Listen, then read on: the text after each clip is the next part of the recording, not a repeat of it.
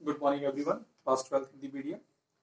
कल हमने lesson number 7 जो था हमारा उसे हमने पढ़ा था इन द कंट्री। आज हम लोग lesson number 8 ends and means पढ़ने जा रहे हैं। इसका मतलब होता है अंत भला तो सब भला, या अंत में जाकर के सब कुछ ठीक हो जाना ही बेहतर होता है।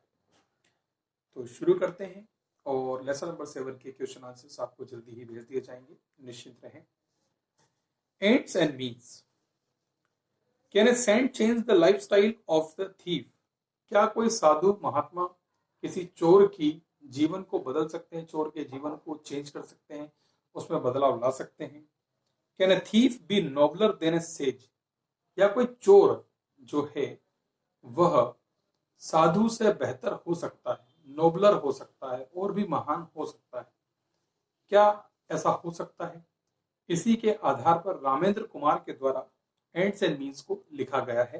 पेज नंबर 63 पर हम इसे पढ़ने जा रहे हैं। यहाँ पर आप पिक में देख सकते हैं, मैं आपको फोटो दिखाता हूँ, आपके पास बुक होगी उसमें भी आप देख सकते हैं।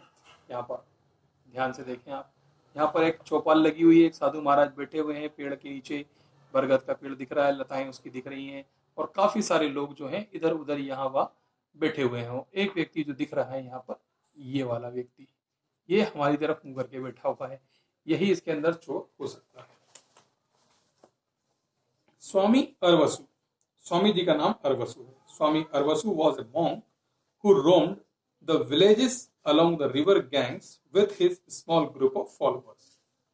स्वामी अरवसु जो हैं वो क्या है? एक मॉन्क है, एक साधु है, एक मॉन्क है, एक साधु है, एक सन्यासी है, जो गंगा नदी के किनारे गांव-गांव अपने छोटे से फॉलोवर्स, अपने अनुयायी जो होते हैं, शिष्य जो होते हैं, उनके साथ में घुमा करते हैं। They went from village to village collecting alms. Alms का मतलब होता है भिक्षा मांगना या खाने के लिए कोई चीज, अपने जीवन यापन के लिए कुछ वस्तु का मांग करके भोजन प्राप्त करना। तो ये एक गांव से दूसरे गांव जाते हैं और वहां पर कलेक्शन करते हैं एल्म्स का और भिक्षा मांग करके अपना जीवन यापन करते हैं। अनुयायी भी वैसा ही करते हैं, क्योंकि ये सब कुछ अपना जो संसार है वो छोड़ चुके होते हैं। Swami Aravasu during the day they would collect the offerings and at night either enjoy the hospitality of a kind and generous host or take shelter under a tree. दिन के समय क्या करते हैं? जो भी लोग ऑफर करते हैं कि बाबा हमारी तरफ से ये ले लीजिए, ये ले लीजिए, साधु महाराज आपको ये दान करते हैं, ये ले लीजिए, तो वो सारी चीजें क्या करते हैं? ये इकट्ठी करते, कलेक्ट करते रहते हैं और रात के समय किसी दयालु व्यक्ति के यहाँ पर, या उसने यजमानी ली हो कि साहब हम आपकी सेवा करेंगे, तो उसके यहाँ पर अपना डेरा जमाते हैं और उसकी हॉस्पिटलिटी को वहां पर मतलब शौक से वहां पर अपने भुनाते हैं, ऐसा हम कह सकते हैं। या फिर किसी पेड़ के नीचे शरण लेकर के वहां पर ये अपना डेरा डाल लेते हैं। One evening, Swami Arvasu was sitting under a banyan tree addressing a group of the faithful. एक शाम को स्वामी अरवसु बरगद के पेड़ के नीचे बैठ करके अपने जो अनुयायी हैं उन्हें क्या कर रहे थे? अपने जो फेथफुल है, जिन लोगों को उन पर विश्वास है, उन लोगों को एड्रेस कर रहे थे। एड्रेस कर रहे थे मतलब उन्हें संबोधित कर रहे थे, उन्हें कोई प्रवचन दे रहे थे। He was a good speaker and had the ability to hold his audience spellbound for hours together. वो बहुत अच्छे वक्ता थे, बहुत अच्छे स्पीकर थे, बहुत अच्छे बोलने वाले थे। वो जब बोलना शुरू करते थे तो कई घंटों तक लोगों को समा बांध कर रखते थे। लोग वहां से जाने की इच्छा जाहिर नहीं करते थे, वहां बैठे रहते थे उनकी बातों को सुनने के लिए, वहां से कहीं भी जाने के इच्छुक नहीं होते थे। तो इस तरीके का जो है उनका बोलने का लहजा था कि लोग वहां पर बंद जाते थे, रुक जाते थे, थम जाते थे, कहीं जाते नहीं थे। He was giving a discourse on the Gita and its relevance to the common man. वहां पर वो ज्ञान दे रहे थे, समझा रहे थे गीता के बारे में। गीता जो भगवत गीता है श्री कृष्ण की, उसके बारे में, और कॉमन मैन जो एक साधारण व्यक्ति है, सामान्य व्यक्ति है, उनके बारे में यहाँ पर वो बात कर रहे थे। After the discourse, everyone left, discussing among themselves the sage words of wisdom. डिस्कर्स जो भी वहां पर था, जो डिस्कशन था, जो भी प्रवचन देने थे, वो उन्होंने दे दिए थे। उसके समाप्ति के बाद में सभी लोग वहां से धीरे धीरे जाने लगे थे और लगभग वहां पर सभी खाली हो चुके थे।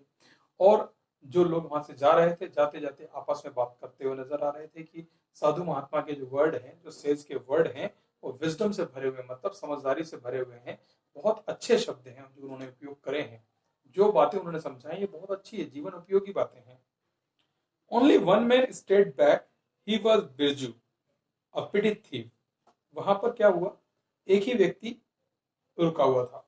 Only one man stayed back, सिर्फ लास्ट में एक ही व्यक्ति वहां पर रुका हुआ था। ही वॉज बिरजू, वह बिरजू था। अ पेटी थीफ, वो क्या था, एक छोटा मोटा चोर था। यहाँ पर बिरजू बहुत ही आश्चर्यचकित था। उसे बड़ा ही अजीब लग रहा था इतने लोगों को देख करके। उसने देखा कितनी भीड़ महात्मा जी को सुनने के लिए, इतने लोग यहाँ पर जमा हैं। The crowd and set down, तो इतने लोगों को देख करके वो भी वहां पर, जब सब लोग सुनते नजर आ रहे थे तो वो भी वहां पर बैठ गया कि मैं भी बैठ जाता हूँ। He had been hopeful of getting a chance to pick a pocket or two. वो वहां पर इसलिए बैठा था, इतने सारे लोग दिख रहे हैं, खड़े हुए हैं, सबका ध्यान मग्न है, साधु महाराज की बात सुनने में लगे हैं। यहीं बैठेंगे, एक दो घंटे बैठ जाएंगे, एक दो लोगों की पॉकेट तो अपन मार ही देंगे, क्योंकि वो तो था ही चोर, जेब कतरा था, किसी न किसी की पॉकेट अपन मार देंगे। यह विचार करके वो भी वहां पर बैठ गया। In the beginning, his attention kept wandering as he searched for prosperous looking faces.